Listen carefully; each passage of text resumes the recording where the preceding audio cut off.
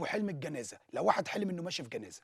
الجنازه فرحه على طول، عكس بس في حاله لو ما كانش ناس لابسه اسود، ناس لابسه اسود في اسود، يبقى دي جنازه بالفعل. يبقى جنازه بالفعل. مم. طيب لو حد حلم، احنا بناخد يا جماعه حاجات سريعه عشان في ناس تقول لك انا حلمت كذا والدكتوره قالت عن حلم تاني، فبسالها في كل حاجه بحيث اللي يتفرج على الفيديو يبقى شاف كل حاجه.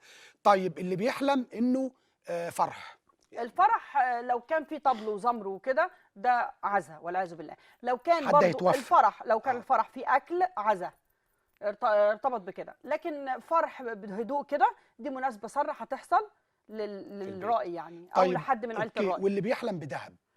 للراجل مش حلو، للمرأة حلو. للمرأة ايه مثلا؟ للمرأة ده زينة ليها او اولاد، لان طبعا المال والبنون زينة الحياة الدنيا، فهو معناها ان هيجي لها ذرية ويجي لها فلوس ويجي لها حاجات كتير. لكن بالنسبة للراجل للاسف الشديد مش كويس، ناس غير على اصول يعني هيجتمعوا بيه او يخلطوه. طيب اخر حلمين معانا.